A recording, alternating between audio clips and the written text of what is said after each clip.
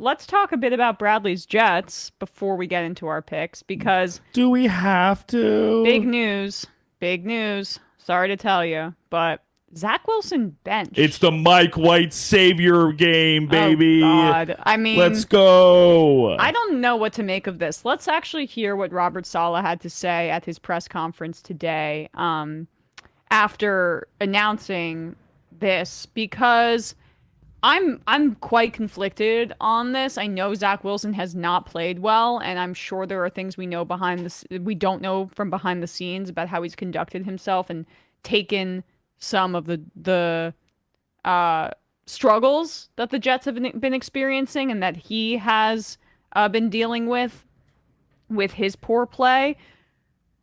I just don't know if this is how you handle a young quarterback that you still see potential in. But the question is,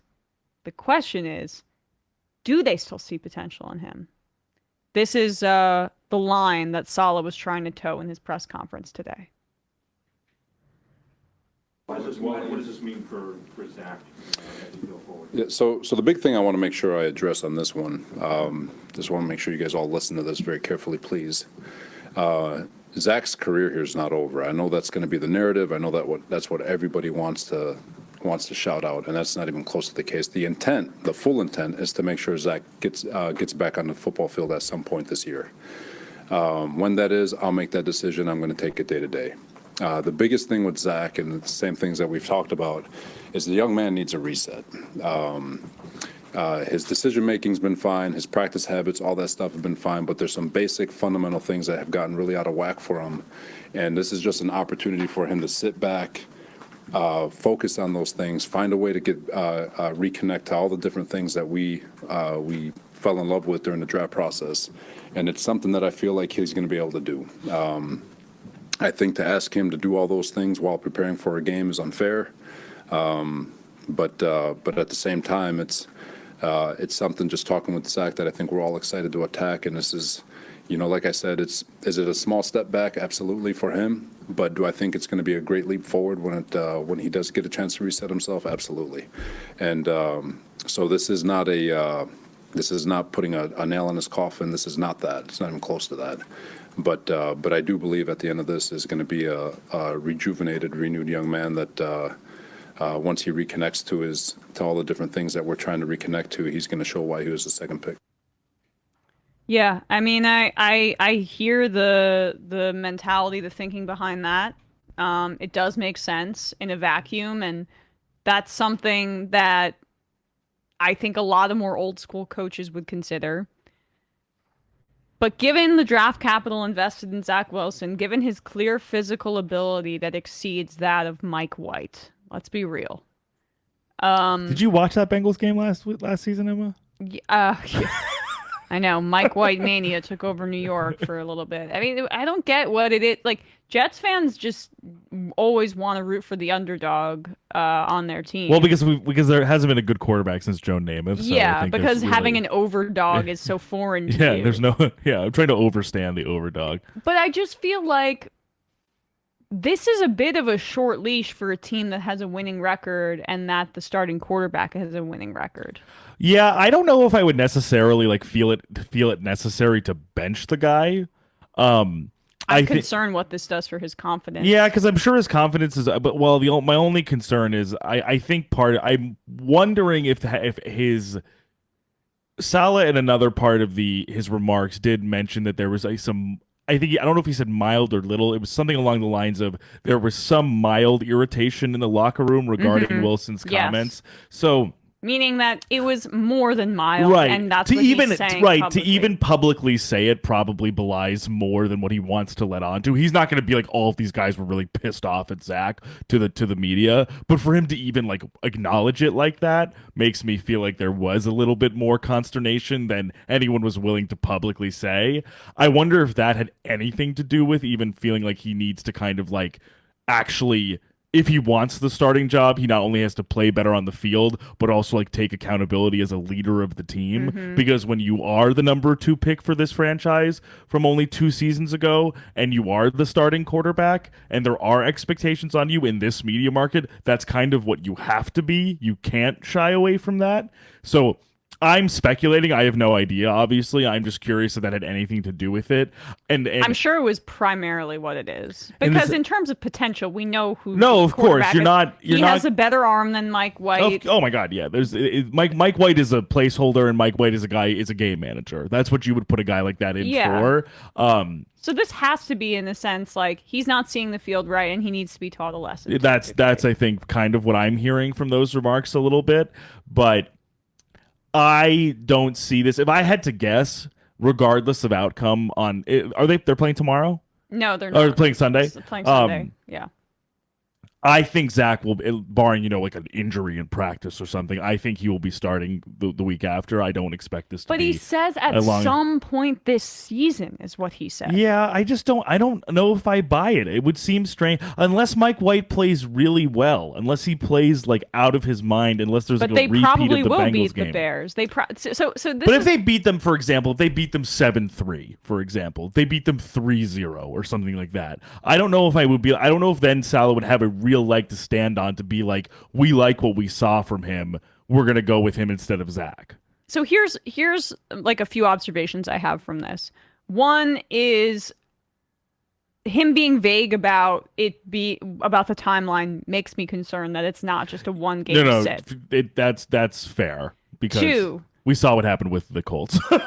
I have a different situation, but I mean him being like the rest of the season as opposed to like week 3 or week Yeah. se- Well, and 7 then or 8. but then the new coach comes Yes, in and right, Matt Ryan's then- back. But 2 is part of this is on Saleh. Like part of this media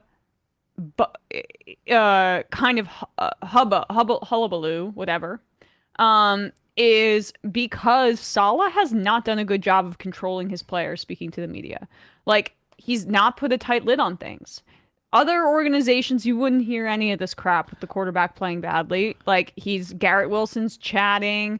You got Sauce Gardner liking tweets. The rookies, Well, and the I was gonna young say they're like guys- rookies. They're like literally, they're not even not like even seasoned the veterans. They're The vet of the group is Quinnen Williams going Who out is- and supporting Zach yeah, Wilson. who was doing the odds on like right thing for the team, regardless of whether he himself is frustrated. And so I know that guys Bless like you, by the way. playing for Robert Saleh because he is a pro players coach, and I really like that about him. But he has to understand what he's dealing with here. This is not we're not playing in Tennessee.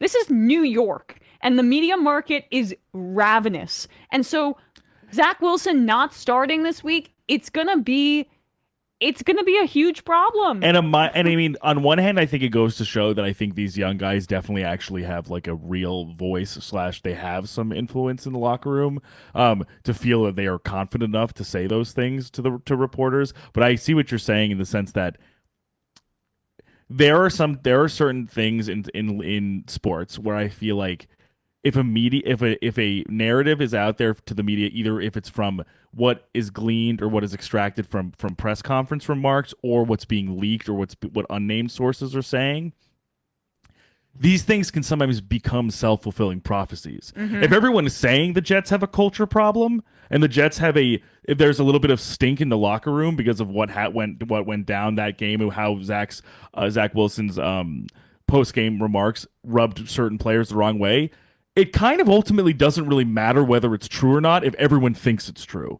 There are many moments when certain things like this, where there are optic issues and there are issues that kind of stem beyond what's on the field, that perception is reality. So I definitely, and especially in the New York media market, perception is reality. If this is what's being reported out, if this is what people are talking about, it's very hard to put the cat back in the bag.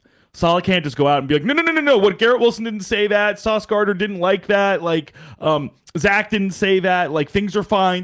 It's like, if enough people don't think things are fine, things are probably not fine. And the last thing I'll say about this before we get to our picks is that there's also a different incentive for Robert Saleh than other coaches who are dealing maybe with quarterbacks who are still developing, because the team is further along than the quarterback. Yeah, and you definitely. are dealing with It's a weird situation like an that. impatient owner who Totally. wants the Jets in the playoffs. So they're 100%. in a situation, both the GM and Saleh, who Joe Douglas and Robert Saleh, where they have to win. Like they might feel like their asses are a little hotter than other Totally, because teams dealing with developing quarterbacks. Because this is why this is kind of what I was trying to get to when we were talking. We were comparing Jets Patriots versus Giants Lions. Is that the Lions have actually been playing decently well, and just in terms of where we're kind of comparing opponents, comparing the two New York teams.